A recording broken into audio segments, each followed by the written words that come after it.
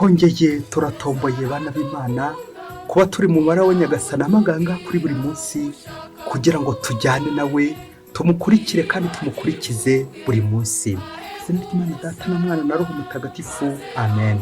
Amahoro bana b'Imana, ni muhumure, Imana iradukunda, ije kudukiza. Ngaha rero nitwakire uyu mukiro kuri wa gatanu w'icyumweru cya gatandatu gisanzwe, tariki 17 Gashyantare 2023. Isomo rya mu gitabo cy'intangiriro umutwe wa 11 umurongo wa mbere kugeza kwa 9. Ku isi yose hari ururimi rumwe n'imvugo imwe. Mu yimuka ry'abantu bava mu burasirazuba babona ikibaya mu gihugu cya Shineyari, barahatura. Nuko barabwirana bati, nimuze tubumbe amatafari tuyatwikire mu itanura. Amabuye bayasimbuza amatafari, n'urwondo rwo kuyafatisha barusimbuza ubujeni. Nuko bati, nimuze twiyubakire umujyi n'umunara ukora ku ijuru, maze izina ryacu rizaba ikirangirire kugira ngo tutazatatana ku isi hose. Uhoraho aramanuka aza kureba uwo mujyi n'uwo munara bene muntu bubakaga. Nuko Uhoraho aravuga ati, dore bose hamwe baremye umuryango umwe, bafite n'imvugo imwe. Ubwo batangiye gukora biriya, nta wundi mugambi uzabananira. Reka tumanuke maze ururimi bavuga turusobanye, hatazagira uwongera kumva icyo ndavuze. Nuko Uhoraho abakuraho, abanyanyagiza ku isi hose, ibyo kubaka wa mujyi barabireka. Nicyo cyatumye umujyi bawita Babeli, ari byo kuvuga isobanya, kuko ariho Uhoraho yasobanyirije indimi zo ku isi yose. Iryo ni ijambo ry'Imana. Zaburi 33. Hahirwa ihanga Uhoraho abereye Imana. Uhoraho yaburijemo imigambi y'amahanga, ibitekerezo by'imiryango abihindura ubusa. Nyamara umugambi w'Uhoraho ugumaho iteka ryose, n'ibitekerezo by'umutima we bigahoraho uko ibihe bigenda biha ibindi. Hahirwa ihanga Uhoraho abereye Imana, hahirwa umuryango yitoreye ngo ubimbata ye. Uhoraho arebera mu bushorishori bw'ijuru, akabona bene muntu bose. Aho atetse ijabiro mu ngoro ye, ahoza ijisho ku batuye isi bose. Niwe wenyine mubaji w'imitima yabo, kandi akamenya ibyo bakora byose. Hahirwa ihanga Uhoraho abereye Imana. Nyagasani Yesu ntabane namwe. Amagambo mu Ivanjili ntagatifu yanditswe na Mariko, umutwe wa 8 umurongo wa 34 kugeza kwa 38, n'umutwe wa 9 umurongo wa 1. Muri icyo gihe Yesu ahamagara rubanda hamwe n'abigishwa be, arababwira ati, niba hari ushaka kunkurikira, yibagirwa ubwe, aheke umusaraba maze ankurikire. Kuko uzashaka gukiza ubugingo bwe azabubura, naho uzahara ubugingo bwe kubera njyewe n'inkuru nziza azabukiza. Umuntu watunga iby'isi yose ariko akabura ubugingo bwe, byaba bimumariye iki? Cyangwa se umuntu yagurana iki ubugingo bwe? Koko rero umuntu uzanyihakana agahinyura n'amagambo yanjye imbere y'abariya abantu b'abasambanyi kandi b'abanyabyaha, umwana w'umuntu nawe azamwihakana igihe azazira mu ikuzo rya se, ashagawe n'abamarayika batagatifu. Nuko yungamo ati, ndababwira ukuri, mu bari hano hari abatazapfa batabonye ingoma y'Imana ije mu bubasha. Iyo ni Ivanjili ntagatifu. Niba hari ushaka kunkurikira, niyibagirwa ubwe, aheke umusaraba we maze ankurikire. Amen, amen. Uwo ni Yezu Kristo duhamagaye. Bakristo bavandimwe, Yezu Kristo akozwe. Yezu Kristo araguhamagaye, nanjye arampamagaye kugira ngo tumukurikire kandi tumukurikize maze tuzabeho neza. Umunyarwanda ati, agasozi gaterera ugatega inshuti. Ana by'umuromani yavuze ati, amicus certus inire incerta cernitur, on distingue l'ami sincère dans les situations difficiles. Ngo inshuti nyanshuti uyibona mu byago, uyibona aho rukomeye, uyibona mu bibazo. Amen, amen, amen. Niko kundi bakristo bavandimwe tubaho, ibisubizo byaza tukaba twabona inshuti, ariko ujye ucunga igihe cy'ibibazo, igihe cy'amagorwa, igihe cy'agahinda, ujye ureba niba za nshuti mukiri kumwe nayo. Abantu bose bashaka kugushiraho, ibintu bikagushiraho, ariko utakuvaho n'umwe gusa, ni Yezu Kristo. Niwe ugukomeraho, niwe ukubwiriza, niwe ugusigasira, niwe ukwitaho. Uwo niyo tugomba kwegamira kandi tukamukomeraho. Amasomo y'uyu munsi araryoshye cyane, ubwo agiye kutuganisha kuri iyo ngingo yo gukomera kuri Kristo, haba mu bibazo, haba no mu bisubizo, haba mu mahoro no mu gihe cy'akaga n'amakuba. Tugakomera kuri Kristo mu ngingo remezo igira iti, kumenya umusaraba wawe. Amen, amen. Abantu benshi kuri iyi si ntabwo tuzi imisaraba yacu, na niyo mpamvu kuyiheka bitazatugora. None se waba utazi umusaraba wawe bagakubwira ngo uheke, uko biri kose niba utawuzi bizarangira utuye hasi, bizarangira unusuye, bizarangira koko uwanze. Kubera iki? Ntabwo uzi ko ari uwawe. Kumenya umusaraba wawe niryo somo rikomeye cyane mu buzima bw'umukristo. Kumenya umusaraba wawe, tuze kuva aha ngaha kuri buri munsi buri wese yamenya umusaraba we, kandi koko wawumenya noneho ukawuheka ukanawishimira. Yewe kumenya umusaraba wacu, kwishimira umusaraba wacu.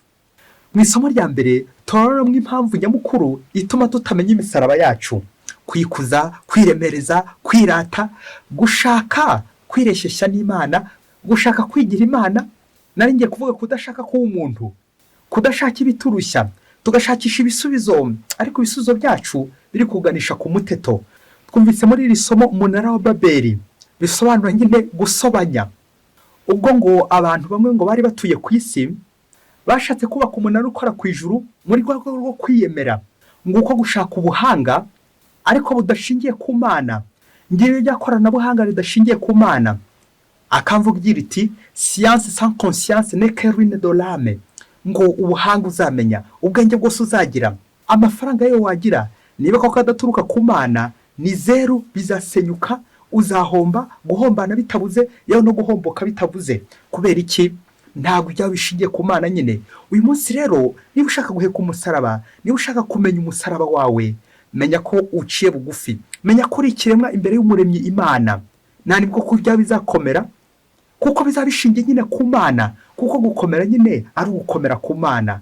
Naho bitari ibyo nyine nta communication iri aho ngaho nyine, kuko nyine bizarangira uri gusobanya n'Imana, gusopanya bitabuze, gushwana. Ngubwo bukeye budashingiye ku Mana, ngaho abantu bakize, ingo zikize, ariko niba zidashingiye ku Mana, niba zitubakiye kuri Kristo, ubwo bukire buzahinduka umuyonga rimwe kuri rimwe, birangire koko mwongeye kugwa, bikazavamo chute libre.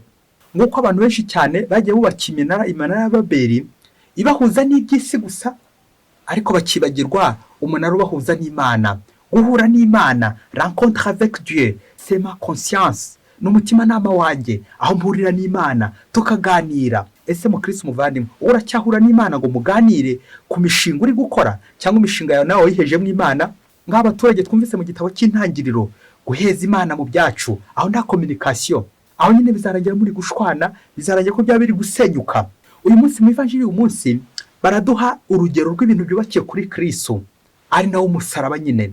Umutsindo wose wageraho niba hatarimo umusaraba, niba bidaturutse ku mvune, kwigomwa, umusaraba, ibyo byose bizaba ari ubusa. Ibyo ni Pilate akavuga igira iti imbuto y'umugisha yera ku giti cy'umuruho. Umusaraba mu Kristo muvandimwe mu buzima bwa buri munsi. Ni nabyo Yesu Kristo ari kubwira abigishwa be. Ubwo ejo twumvaga ari gukebura Petero, nuko umunsi agakomeza amubwira ati anako ari kubwira bagenzi be, natwe tukaboneraho ati niba hari ushaka kunkurikira niyibagirwe ubwe, aheka umusaraba we maze ankurikire. Amen, amen, amen. Ese mu Kristo muvandimwe ufite umusaraba, urawuzi, urawuhetse, cyangwa warawutuye, warawuhanze, wasanga warivumbuye ku Mana, wasanga uri kwivovota ati nyagasani ko wangenzeho, nyagasani ko wambaye umusaraba uremereye, nyagasani biwankoze n'ibiki, ukinye mpora mu byago buri kanya, ukindi umukristo ariko ari njyewe ubayeho nabi mu bandi, kuki ari buri gihe cyose ari njye uhora ufite ibibazo, ninjye uhora n'amadeni, amadeni y'urudaca, ninjye uhora mu kaga, ninjye uri mu bibazo, mu bukene, mu nzara, n'ibindi byose bitagenda neza, ninjye ufite uburwayi budakira, ninjye urwaje uburwayi budakira, n'ibindi byinshi cyane. Kuko Yesu Kristo buri kanya ugahora wivovota, buri kanya ugahora wivovota. Ariko mu Kristo muvandimwe ujye uzirikana ngo umwana wa Mariya ntatana n'umubabare w'umusaraba, kuko ububabare uwo musaraba niko gakiza kacu. None se mu Kristo muvandimwe wajya hehe usize umusaraba?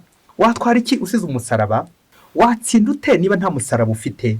Nguko abakristo benshi tubaye hano ku isi, tubayeho dufite ikibazo kimwe gusa, kutamenya umusaraba wacu. Akenshi ibintu bikaza bikatwituraho, aho kugira ngo tubyakire turi kumwe n'Imana, tubaze Imana uko tugomba kubigenza. Ese Yesu nabigenza gute? Ese Yesu umusaraba ni wowe unyoherereje? Ese Yesu umusaraba ni uwawe ngomba guheka? Ese Yesu ibi ngibi mbigenze gute? Gutamenya umusaraba wawe burya ni intandaro y'urupfu, kuko naho byagera ukawanga kandi ari uwawe ukahirika ku bandi, nguko waguhirikira inshingano zacu ku bandi, bikaza kurangira koko abandi aribo bahembwe. None se nibagera mu gihe cyo guhembwa, babandi wahirikiyeho inshingano zawe, bwa butumwa bwawe, umusaraba wawe, nibo bazahembwa cyangwa niwo wifuza kuzahembwa? Aha, abantu benshi twifuza guhembwa kandi tutakoze. Ngiye imisaraba abenshi twikoreye, kumenya umusaraba wawe, warangiza kuwumenya ukawuheka ukanawishimira uri kumwe nande, uheka n'umusaraba na Kristo. Ukinda gukura Yezu Kristo mu buzima bwawe, kuko ubuzima nyine bw'umukristo hataburamo umusaraba. Umukristo nya mu buzima bwe ntiyashobora kuburamo umusaraba. Niba ubeshyera umukristo ukamanura imisaraba iri mu rugo rwawe ugashaka kuyinusuraho, uzamenya ko ugiye gupfa. Ni naryo jambo Yezu Kristo yasorejeho agira ati, ndababwiza ukuri, mu bari hano harimo batazapfa batabonye ingoma y'Imana ije mu bubasha. Amen, amen, amen. Ubuzima burimo umusaraba, umubiri urimo umusaraba, urugo rurimo umusaraba. Yezu Kristo ntakabura aho ngaho, kuko niyo identité de Christ, c'est la croix. Niho Yezu Kristo yanyuze kugira ngo ducungure. Yanyuze he? Yanyuze ku musaraba. Yezu akabara kugira ngo tubabarirwe. Yezu akemera gushira kugira ngo twebwe dushishe. Ngo umunsi umwe urugo rw'abakristo, umugabo n'umugore babanaga neza, basenga, babanye neza rwose, ari urugo rw'agatangaza, ari urugo rw'intangarugero mu ngo zindi zose, kuko barasengaga yewe banakize bamerewe neza. Ngo ariko urwo rugo ngo rwari rufite ikibazo kiremereye cyane rwo kubura urubyaro. Bari barabuze urubyaro. Nuko umwaka wa mbere, wa kabiri, wa gatatu, wa kane, wa gatanu, bageza ku myaka 15 nta rubyaro barabona. Ubwo ntibahamaga gutakambira Imana ati, Nyagasani dutabare natwe uzaduha umwana muri urwo rwacu. Nuko igihe kiza kugera ku mwaka wa 15, Imana igira gucya irabagoboka, nuko baza gusama, baratwita, baza kubyara umwana. Bamaze kubyara umwana koko barabyishimira cyane, bikomeye cyane ko Nyagasani nawe abagobotse.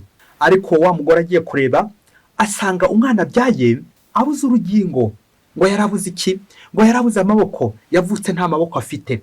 Nuko wa mubyeyi biramubabaza cyane, wa mugabo we nawe biramubaza cyane, rwa rugo noneho rurushaho kubihirwa bikomeye cyane. Nuko batangira bakeka ko ari igihano Imana ibahaye, bibaza ko icyo bacumuye ku Mana, kubona koko barasabye umwana, none Imana ko ibaha ikigezo cy'umwana umeze utyo udafite amaboko. Ababyeyi batanyana agahinda k'uwo mwana koko, bibaza ko bagiye kumugenza. Ese baramurigisa?